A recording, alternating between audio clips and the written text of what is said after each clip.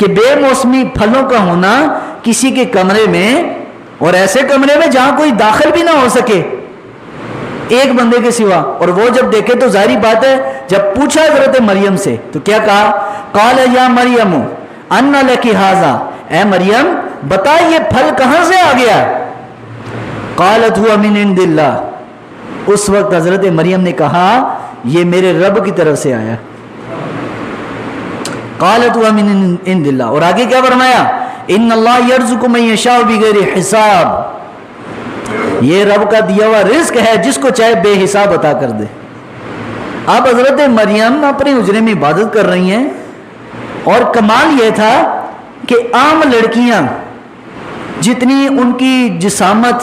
صحت اور عقل جتنی سالوں میں بڑھتی تھی،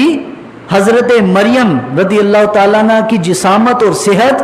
ہفتوں اور مہینوں میں سالوں کے برابر بڑھ جاتی تھی، سالوں کے برابر۔ تو آگے جب یہ واقعہ ہوا تو قرآن نے ذکر کیا ہنالک دعا زکریا ربا، بڑی توجہ طلب بات ہے۔ اسی وقت حضرت زکریا علیہ السلام جن کی عمر 100 سال ہو چکی تھی اور کوئی اولاد نہیں تھی، وہیں پر کھڑے ہو کر دعا مانگی۔ قرآن کہہ رہا ہے ہنالکا، وہیں پر دعا زکریا ربا، اللہ کی بارگاہ میں حضرت زکریا علیہ السلام نے دعا کی۔ قال ربی ہب لی من لدنک ذریۃ طیبہ، حجرے میں کھڑے ہو کر دعا مانگی، یا اللہ مجھے تو پاک صاف ستھری اولاد عطا فرما۔ لوگ آج کہتے ہیں تم داتا دربار کیا لینے گئے، بابے سے اولاد مانگنے جاتے ہو، میاں میر اولاد دیتا ہے،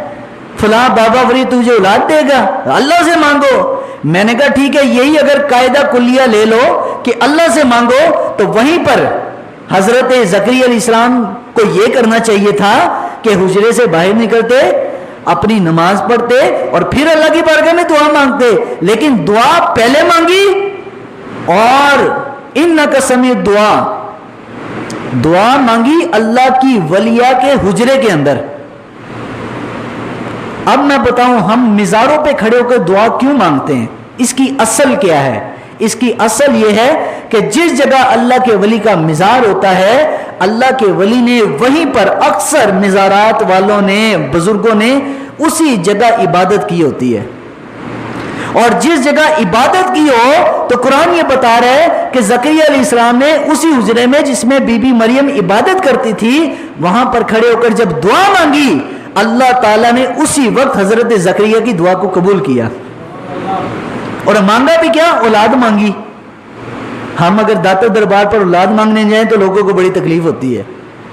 میاں میر صاحب جا کے دعا مانگنے جائیں اولاد کے لیے تو بڑی تکلیف ہوتی ہے کہ بابے پلا اولاد دیتے ہیں، میں کہا اولاد نہیں دیتے، لیکن ان کی جگہ جہاں پر یہ دفن ہے، یہ جگہ وہ بابرکت جگہ ہے جہاں پر رب دعا جلدی سن لیتا ہے، قرآن کی روح سے نا۔ اب دیکھو دعا پہلے مانگی، اگلی آیت فنادته الملائکۃ وهو قائم یصلی فی المحراب، جب حضرت زکریا علیہ السلام حجرے سے باہر آئے، فنادته الملائکہ، تو ایک فرشتے نے پکارا، وهو قائم یصلی فی المحراب، حضرت زکریا علیہ السلام نماز میں کھڑے تھے، فرشتہ آ گیا، ان اللہ یبشرک بیحییٰ، اے زکریا اللہ تجھے ایک بیٹے کی خوشخبری دیتا ہے جس کا نام یحییٰ رکھنا، جس کا نام یحییٰ رکھنا، مصدقا بکلمات من اللہ وسیدا وحصورا ونبیا من الصالحین، وہ اللہ کی طرف سے ایک کلمے کی تصدیق کرے گا، سردار ہوگا، وحصورا عورتوں سے بچنے والا ہوگا، عورتوں سے بچنے والا ہوگا، وَنَبِيَّ مِنَ الصَّالِحِينَ، اور نبیوں میں برگزیدہ نبی ہوگا۔ اب دیکھو حضرت زکریا کو اولاد کس عمر میں ملی؟ 100 سال۔